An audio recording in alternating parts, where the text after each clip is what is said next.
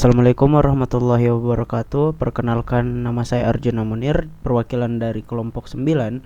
Di sini saya akan mendemonstrasikan bagaimana proses perancangan dan konfigurasi jaringan yang dilakukan pada tugas besar kami. Di sini saya akan mulai dengan mendesain topologinya terlebih dahulu dengan menggunakan beberapa komponen.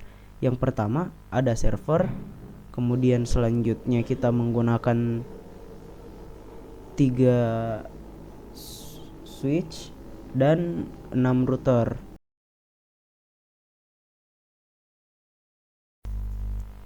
Nah, di sini kita menggunakan router MT, yang mana ini bertujuan agar nanti portnya bisa dimodifikasi sesuai kebutuhan.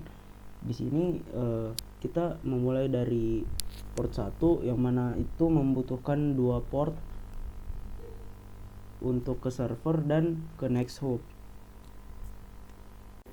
Selanjutnya router 2 itu kita membutuhkan 3 port, yang satu ke port router pertama, kemudian ke router selanjutnya dan ke switch. Hal ini juga berlaku untuk semua router. Kita sesuaikan sesuai dengan kebutuhan.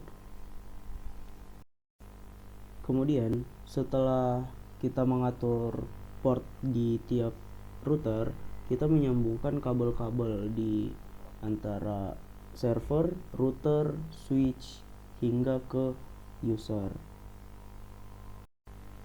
Kemudian kita akan memulai untuk konfigurasi. Yang pertama, kita mengkonfigurasi server dengan memasukkan IP address dan subnet mask pada router menggunakan DHCP.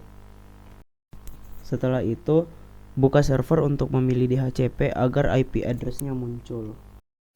Selanjutnya kita akan mengkonfigurasi untuk router pertama, di mana router pertama ini memiliki 2 sambungan, yaitu F0/0 yaitu yang terhubung ke server, dan F1/0 yang terhubung ke router kedua. Untuk konfigurasi yang pertama, kita akan masuk dulu ke F0/0 dan memasukkan IP address-nya, yaitu milik server.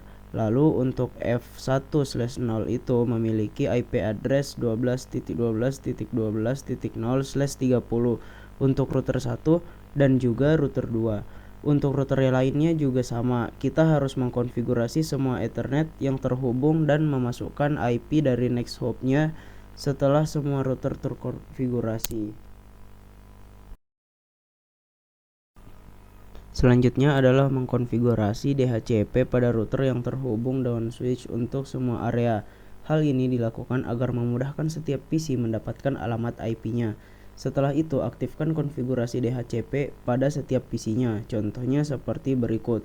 Untuk PC 0 di sini sudah mendapatkan IP address 192.168.20.1 yang menandakan DHCP request sudah telah sukses. Kemudian IP address yang sudah didapatkan pada setiap PC. Selanjutnya adalah melakukan routing table secara dinamis dengan menggunakan konfigurasi OSPF.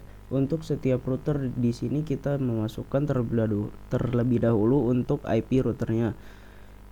Lalu kita masuk ke router OSPF 2 dan memasukkan router ID-nya, lalu memasukkan network untuk setiap next hop pada router kedua ini. Kemudian memasukkan networknya tersebut. Setelah memasukkan network, kita memasukkan alamat IP. Lakukan konfigurasi OSPF ini ke semua router yang ada. Kemudian berikut adalah konfigurasi OSPF untuk setiap router untuk menghubungkan antara router 1 dan router 2.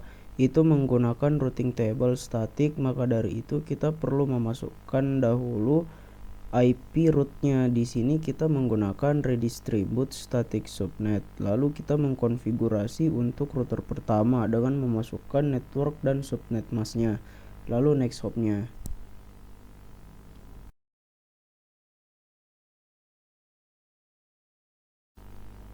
Kemudian berikut adalah contoh dari tabel ARP pada router yang nanti akan dijelaskan pada saat uji konektivitas selanjutnya.